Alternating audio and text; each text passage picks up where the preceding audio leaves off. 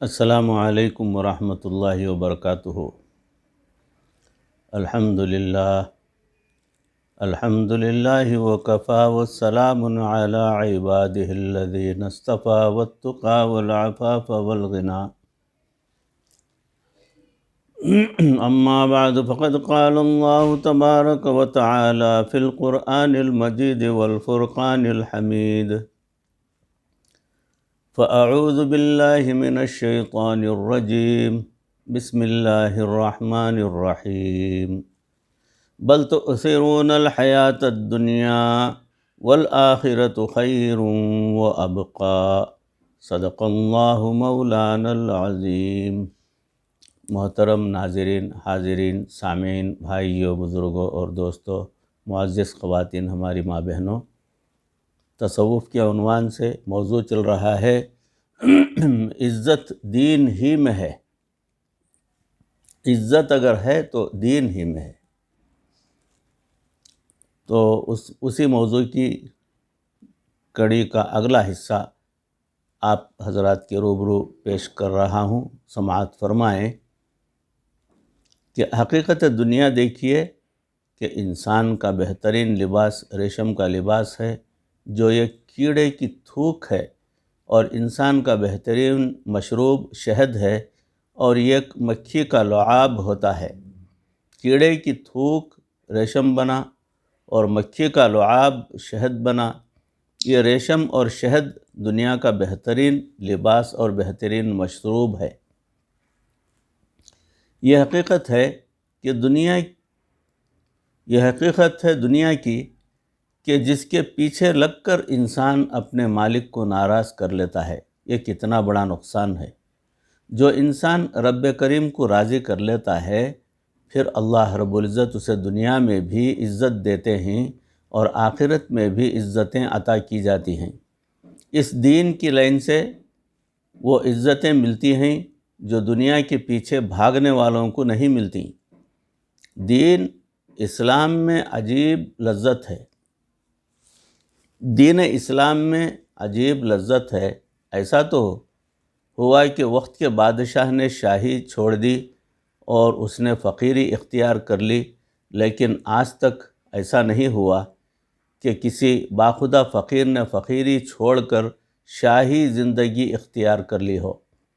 سچی بات یہ ہے کہ جو مزہ فقیری میں ہے اور وہ مزہ شاہی میں ہرگز نہیں ہو سکتا۔ دنیا کے بادشاہوں کے خادم عام لوگ ہوتے ہیں اور اللہ والوں کے خادم وقت کے بادشاہ ہوا کرتے ہیں۔ ہمیں سمرقند میں امیر تیمور کا مقبرہ دیکھنے کا موقع ملا۔ اس کے مقبرے کے دروازے پر امیر عالم کا خطاب لکھا ہوا ہے۔ اسے اپنے وقت کا فاتح دنیا کہا جاتا ہے۔ ہم نے دیکھا کہ جہاں اس کی قبر تھی اس کے بالکل اوپر ایک اور قبر تھی۔ ہم نے حیران ہو کر پوچھا کہ فاتح دنیا کی قبر کے اوپر کس کی قبر ہے؟ لوگ کہنے لگے کہ یہ اس کے شیخ کی قبر ہے۔ اس نے وصیت کی تھی کہ جب میں مروں تو مجھے اس طرح دفن کرنا کہ میرا سر میرے شیخ کے قدموں کے بالکل قریب ہو۔ سبحان اللہ۔ حضرت خواجہ محمد معصوم رحمۃ اللہ علیہ سرہند شریف میں آرام فرما رہے ہیں۔ ان کے مقبرے پر جانے کے لیے ایک کشادہ سڑک پر جاتے ہیں، مگر راستے میں ایک قبر کی وجہ سے اس سڑک کو دو حصوں میں تقسیم کر کے پھر ایک کر دیا گیا ہے۔ اس عاجز نے وہاں کے سجادہ نشین سے پوچھا کہ اتنی اچھی سڑک جا رہی تھی اور اس قبر کی وجہ سے دو حصوں میں تقسیم ہو گئی ہے، کیا سڑک بعد میں بنی یا قبر؟ وہ کہنے لگے کہ قبر بعد میں بنی۔ میں نے کہا کہ اتنی اچھی سڑک کو دو حصوں میں تقسیم کرنے کی کیا ضرورت تھی؟ وہ کہنے لگے کہ جی بات یہ ہے کہ اس قبر میں مدفون شخص افغانستان کا بادشاہ تھا۔ وہ حضرت خواجہ محمد معصوم رحمۃ اللہ علیہ کا مرید تھا۔ اس نے وصیت کی تھی کہ جب میں مروں تو مجھے اپنے شیخ کی قبر کے راستے میں دفن کرنا۔ اللہ اکبر۔ یاد رکھیے کہ بادشاہوں کی عزت وقتی ہوتی ہے، جبکہ اللہ والوں کی عزت دائمی ہوتی ہے، اور بادشاہوں کی حکومت لوگوں کے جسموں پر ہوتی ہے، جبکہ اللہ والوں کی حکومت لوگوں کے دلوں پر ہوتی ہے۔ ایک انگریز اجمیر شریف آیا، جب وہ واپس گیا تو اس نے لوگوں کو اپنے کامنٹس بتائے۔ وہ کہنے لگا کہ میں نے زندہ لوگوں کو تو حکومت کرتے بہت دیکھا ہے، میں ایک ایسے ملک میں گیا ہوں جہاں قبر میں پڑا ہوا ایک شخص لوگوں کے دلوں پر حکومت کر رہا ہے۔ دو باتوں کی وجہ سے انسان دنیا کے معاملات کو بہت جلدی سمیٹ لیتا ہے، ایک صبر جمیل، اور دوسرا ہجر جمیل۔ صبر جمیل اسے کہتے ہیں کہ کوئی بھی ناگوار کام ہو تو انسان صبر کرے اور شکوہ ہرگز نہ کرے۔ چنانچہ علماء نے بھی صبر کی تعریف کرتے ہوئے کہا ہے کہ الصبر التی لا شکوہ فی، صبر وہ ہوتا ہے جس کے اندر کوئی شکوہ نہ ہو۔ اگر کسی نے دکھ بھی دیا ہو تو انسان اس سے شکوہ ہی نہ کرے۔ مومن دنیا کی خاطر نہیں الجھتا، نہ تو وہ مقابلہ بازی کرتا ہے اور نہ ہی ضد بازی کر کے جھگڑا بڑھاتا ہے۔ اسے اگر کوئی تکلیف پہنچتی بھی ہے تو وہ صبر جمیل کا مظاہرہ کرتا ہے۔ اگر کوئی بہت ہی زیادہ ایسا معاملہ ہو تو ہجر جمیل پر عمل کرتا ہے۔ ہجر جمیل کا مطلب یہ ہے کہ پھر وہ اس سے اچھے انداز میں جدائی اختیار کر لیتا ہے۔ آج تو تعلق بھی ہوتا ہے اور عداوت بھی چلتی ہے۔ دشمن کے رنگ میں ایک دوسرے کی خیر خواہی کر رہے ہوتے ہیں۔ کچھ لوگ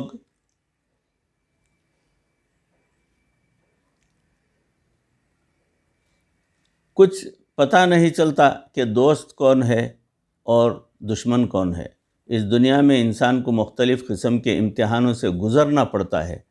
خوشی بھی امتحان ہے اور غم بھی امتحان ہے، مگر اللہ تعالیٰ یہ چاہتے ہیں کہ اگر میرے بندے کو خوشی ملے تو یہ میری بارگاہ میں شکر ادا کرے، اور اگر اس کو کوئی غم ملے تو یہ اس پر صبر کر کے میرے نیک بندوں میں شامل ہو جائے۔ شکر کرنے والا بھی جنتی اور صبر کرنے والا بھی جنتی ہوتا ہے۔ یہ دنیا ازداد کا مجموعہ ہے، اس لیے علماء نے لکھا ہے کہ ضد سے چیزیں واضح ہوتی ہیں۔ اگر رات نہ ہوتی تو دن کی قدر نہ آتی، اگر اندھیرا نہ ہوتا تو روشنی کی قدر نہ ہوتی، اگر دھوپ نہ ہوتی تو سائے کی قدر نہیں ہوتی، اگر بیماری نہ ہوتی تو صحت کی قدر نہیں آتی، اگر موت نہ ہوتی تو زندگی کی قدر نہیں معلوم۔ اسی طرح حق اور باطل بھی ایک دوسرے کی ضد ہیں۔ اللہ تعالیٰ انسان کو حق کی طرف بلاتے ہیں اور شیطان انسان کو باطل کی طرف دعوت دیتا رہتا ہے۔ اب دیکھنا یہ ہے کہ انسان کس کی مان کر زندگی گزارتا ہے۔ آیا نفسانی اور شیطانی خواہشات کے پیچھے لگ کر زندگی گزارتا ہے، یا ان خواہشات کو دبا کر اپنے مالک کی فرما برداری میں زندگی گزارتا ہے؟ حق اور باطل کی یہ جنگ مخفی طور پر موت تک چلتی رہتی ہے۔ البتہ قرب قیامت میں اللہ تعالیٰ حق اور باطل کی کھلی نشانیاں بھی دکھائیں گے۔ مثلاً حضرت عیسیٰ علیہ السلام کا تشریف لانا اور دجال کا ظاہر ہونا بھی حق اور باطل کا ایک واضح مقابلہ ہوگا۔ اگر آپ غور کریں تو آپ کو اس میں بڑی مناسبتیں ملیں گی۔ مثال کے طور پر اللہ تعالیٰ نے حضرت عیسیٰ علیہ السلام کو پیدا کیا، اللہ تعالیٰ نے ان کی صورت انسانی بنائی اور فطرت ملکوتی بنائی۔ اس کے مقابلے میں اللہ تعالیٰ نے دجال کو پیدا کیا، اللہ تعالیٰ نے اس کی صورت انسانی بنائی اور فطرت شیطانی بنائی۔ اللہ تعالیٰ نے حضرت عیسیٰ علیہ السلام کو مسیح ہدایت کا لقب عطا کیا اور دجال کو مسیح ضلالت کا لقب دیا۔ گویا ایک طرف مسیح ہدایت ہیں اور دوسری طرف مسیح ضلالت ہے۔ اللہ تعالیٰ نے حضرت عیسیٰ علیہ السلام کو آسمانوں میں رکھا، قرب قیامت میں ان کو بیت المقدس مسجد کی مینار کے اوپر نازل فرمائیں گے۔ حدیث پاک میں ان کے لیے ینزل کا لفظ آیا ہے، یعنی نازل ہوں گے، اور اللہ تعالیٰ نے دجال کو پیدا کیا اور ایک جزیرے کے اندر محبوس فرما دیا۔ حدیث پاک میں اس کے لیے یخرجو اور یظہر کا لفظ آیا ہے، یعنی وہ ظاہر ہوگا۔ جب عیسیٰ علیہ السلام آسمان سے نیچے اتریں گے تو اس وقت ان کی کہولت، ادھیڑ پن، یعنی ادھیڑ عمر کے ہوں گے، اور جب دجال ظاہر ہوگا تو اس کی بھی کہولت یعنی ادھیڑ پن کی عمر ہوگی اس کی بھی۔ حضرت عیسیٰ علیہ السلام جب پیدا ہوئے تو انہوں نے پیدا ہوتے ہی بے شک میں اللہ کا بندہ ہوں، انی عبداللہ، بے شک میں اللہ کا بندہ ہوں۔ اور جب دجال ظاہر ہوگا تو وہ اپنی الوہیت کا دعویٰ کرے گا۔ ظاہر حضرت عیسیٰ علیہ السلام کے دور میں مال میں اتنی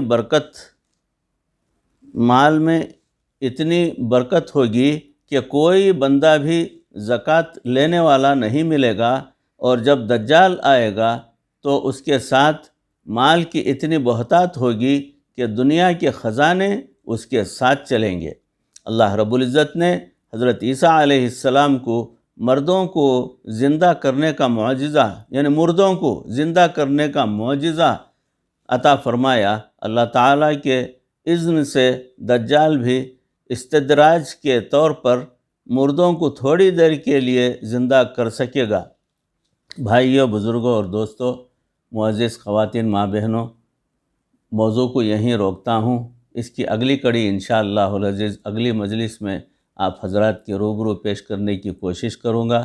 کہی سنی باتوں پر اس عاجز کو بھی، آپ تمام کو بھی عمل کرنے کی پروردگار توفیق عطا فرمائے، دنیا اور آخرت بہتر فرمائے، ایمان والی زندگی اور ایمان والی موت نصیب فرمائے۔ وآخر دعوانا ان الحمد للہ رب العالمین۔ السلام علیکم ورحمۃ اللہ وبرکاتہ۔